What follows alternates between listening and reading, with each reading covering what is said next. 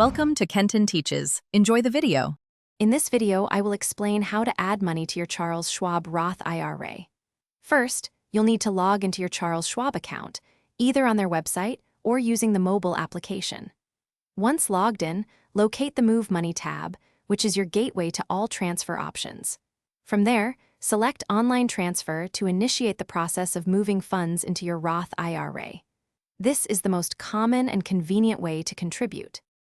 Next, you'll specify the details of your transfer. If your external bank account isn't already linked, you'll need to add it first.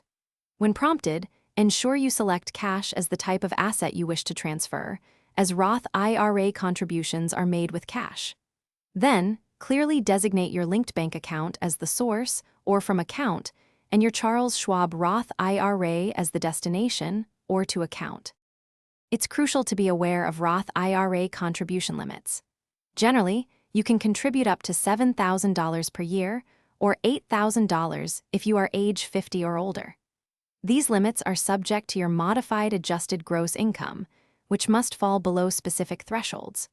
You will also have the option to select which tax year your contribution applies to, often including the previous year if you contribute before the tax deadline. A common mistake is to simply deposit money and forget to invest it. Remember, contributing cash to your Roth IRA is only the first step. You must then actively invest that cash for it to grow. Head to the Trade tab within your account. Here, you can choose from various investment options such as exchange-traded funds, mutual funds, or index funds. Selecting diversified investments is key to maximizing your retirement savings over time. Thanks for watching. Please subscribe if this video was helpful.